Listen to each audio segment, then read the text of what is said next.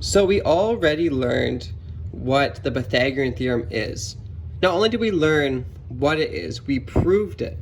We proved that the square of one side of a right angled triangle added to the square of another side of a right angled triangle is equal to the square of that triangle's hypotenuse.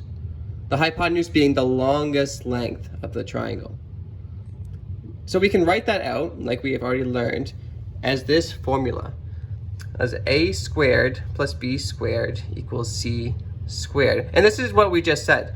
A squared, that's the square of one of the lengths, plus b squared, the square of that length, is equal to c squared, c being the hypotenuse. Now, if we go back to our triangle and we take a look, we have to figure out which side is c, which side is the hypotenuse. The hypotenuse is the longest length of the triangle. It's bigger than A and it's bigger than B. So already looking at this triangle, you can probably figure out which length is the longest, but it's not necessarily going to be that easy for every triangle that we solve. Sometimes maybe A will be very similar to the length of C. So another way that you can figure out which one is the hypotenuse, which one is C, is by looking at the right angle in the triangle. So in the triangle, there's one right angle. There's one angle that is exactly 90 degrees. And you've probably already learned this, but a right angle, a 90-degree angle, is symbolized with a little square in that angle. So that's what this is right here. This angle has a little square drawn in, which means that this angle is 90 degrees exactly. Now the hypotenuse is the length, or is the line, that is not touching the right angle. So that is not this line, is not this line, is this far line, is the line opposite of the right angle, is C. I'll write in right there. So that's what C is. What about A and what about B? We'll go back to our triangle. These two lengths are A and B. These two sides are A and B. And it doesn't really matter which one is which, because A plus B is the exact same thing as B plus A, right? 2 plus 4 is the same as 4 plus 2. It doesn't matter which one is A, which one is B, which one is first, and which one is second. So either one can be A and either one can be B.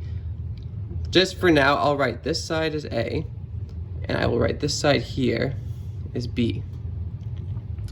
So this is great. We have a formula, and we can compare that formula to a real triangle. So now we should think, what can we use this formula for? How is this formula helpful for us? How it's helpful is if we have two lengths of a right angle triangle, we can use our formula to find out what the length of the third side is. So if we have, for example, how long A is and how long B is, but we don't know how long the side C is, we can use our Pythagorean theorem to figure that out. Let's do an example. So I'm just going to erase these letters and I'm going to replace them with numbers. I'll erase our variables and replace them with numbers. We'll say that this length, and this won't be to scale, this is just a quick sketch. This length is 3 meters long. This length here is 3 meters long. This bottom length here, we'll say, for example, is 4 meters long. And what we want to find out is what's the length of the missing side? What's the length of the hypotenuse, or C? So to do that, we can use these numbers and put them into our formula. We already know what A and B is, so we can replace A and B with the numbers. A is 3 meters squared.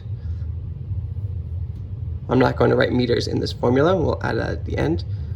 Added to the 3 meters squared, go checking back, is B, which is 4 meters. So we'll say 4 meters squared. We're squaring it because the top line says that these letters, these variables, are squared. And that's equal to C squared.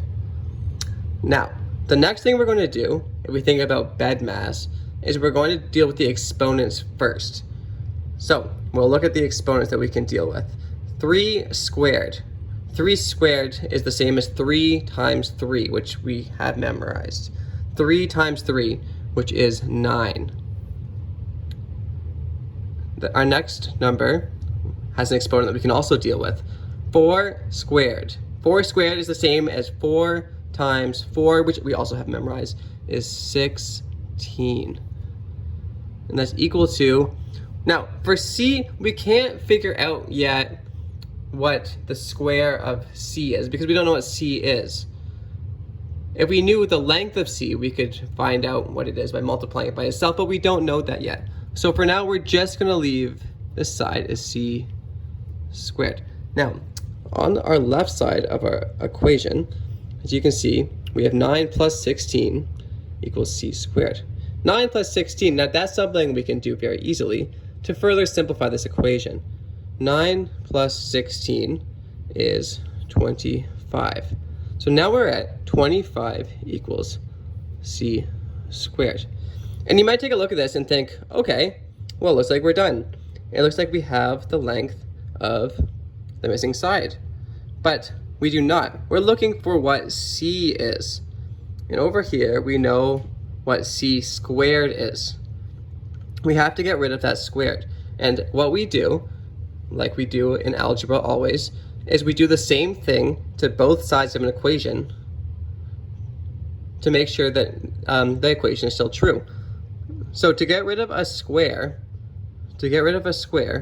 you have to find the square root. The square root is the opposite of a square, and it'll make this square disappear in algebra. So what we're going to do is we're going to take the square root of both the left side and the right side. So we'll say the square root of 25 is equal to the square root of C squared. The square root of 25 is equal to the square root of C squared. Now, on this side, I'm going to the right side first. Well, I'll do the left side first. The square root of 25, if you put that into a calculator, or if you just thought what times itself is equal to 25, you will discover it is 5. The square root of 25 is 5. The square root of C squared, a square root and a squared, like we already know, cancel each other out. So this would be gone, and this would be gone. And all we would have left is C. So C is equal to 5. And if we look back at our units over here, we would be able to say that C is equal to 5 meters. So what we did is we used this formula to find the missing side length of a triangle. Now, what if we had a different side that's missing? So for example, I'll just erase these numbers, and I'll just erase this work that we just did. I'll leave our formula at the top.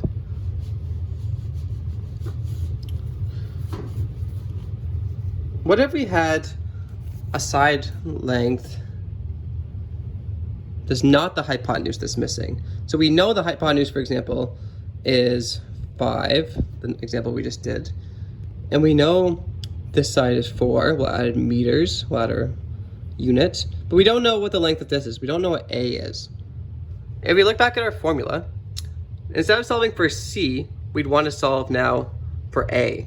We want to find out what the length of A is. And this formula, how it's set up right now, isn't that helpful for that. Because we want A to be all on its own. We want A to be all on its own on one side of the formula. Because if we have A plus something is equal to something else, that's not telling us what A is. And if A equals, that's what tells us what A is. So what we have to do first is get this A variable on its own, the same way the C variable was on its own. So to do that, we have to get rid of this B. We have to make that it's not A squared plus B squared. We have to move the B squared to the other side of the equation. And we do that by doing the same thing to both sides. If we want to get rid of this B squared, we do the opposite of adding it. We subtract it. So we would have A squared plus B squared. And now to get rid of the plus B squared, we do a minus B squared. is equal to c squared, and we have to do the same thing to both sides. So we already had this before. We put in a minus b squared on this side, so we'll have to also put in a minus b squared on this side.